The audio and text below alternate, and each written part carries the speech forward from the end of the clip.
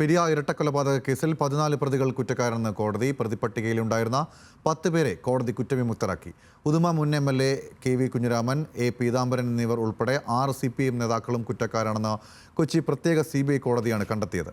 പ്രതികൾക്കുള്ള ശിക്ഷ ജനുവരി 3-ന് വിധിക്കും.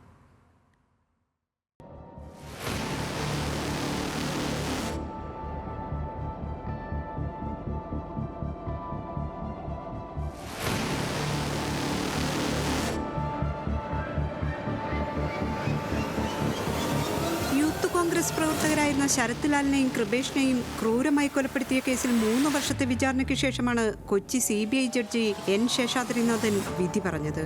കാസർഗോഡ് മൂന്നാട് കോളേജിലെ SFI KSU തർക്കവും പിന്നീടുണ്ടായ സംഘർഷവുമാണ് 2 പേരുടെ കൊലപാതകത്തിൽ കലാശിച്ചത്. CPMന്റെ പ്രാദേശിക നേതാവ് A പീതാംബരനാണ് കേസിലെ മുഖ്യ സൂത്രധാരൻ. പീതാംബരൻ ഉൾപ്പെടെ 8 പേർ ചേർന്നാണ് കൊല നടത്തിയത്. മറ്റ് പ്രതികൾ ഗൂഢാലോചനയിലും തെളിവ് നശിപ്പിക്കലിലും പങ്കാളികളായി. ക്രൈംബ്രാഞ്ച് പ്രതി ചേർത്ത 14 പേരിൽ 10 പേരെയും കോടതി കുറ്റക്കാരാണെന്ന് കണ്ടെത്തി. CBI തുടരന്വേഷണം നടത്തി പ്രതി ചേർത്ത 10 പേരിൽ 4 പേരെ കുറ്റക്കാരാണെന്ന് കോടതി കണ്ടെത്തിയിട്ടുണ്ട്. A സുരേന്ദ്രൻ, മുൻ MLA KV Kunhiraman, Raghavan Velutholi, KV Bhaskaran എന്നിവരാണ് CBI പ്രതി ചേർത്തതിൽ കുറ്റക്കാരാണെന്ന് കണ്ടെത്തിയവർ. കുറ്റക്കാരാണെന്ന് കണ്ടെത്തിയതിനു ശേഷം നടപടിക്രമങ്ങളുടെ ഭാഗമായി പ്രതികൾക്ക് പറയാനുള്ളത് കോടതി കേട്ടു. കുടുംബ പ്രാരാബ്ദങ്ങൾ എണ്ണിപ്പറഞ്ഞ പ്രതികൾ ശിക്ഷയിൽ ഇളവ് വേണമെന്നായിരുന്നു അഭ്യർത്ഥിച്ചത്. പ്രായം ചെന്ന മാതാപിതാക്കളും കുട്ടികളുമുണ്ടെന്നായിരുന്നു പ്രതികൾക്ക് അറിയിക്കാനുണ്ടായിരുന്നത്. 18-ാം വയസ്സിൽ ജയിലിൽ കയറിയതാണെന്ന് 7-ാം പ്രതി അശ്വിൻ പറഞ്ഞു. പട്ടാളക്കാരനാകാൻ ആഗ്രഹിച്ചു. വീട്ടുകാരെ 6 വർഷമായി കാണാൻ കഴിഞ്ഞിട്ടില്ല. ഡിഗ്രിക്ക് പഠിക്കണമെന്ന ആഗ്രഹമുണ്ടെന്നും കോടതി അറിയിച്ചു.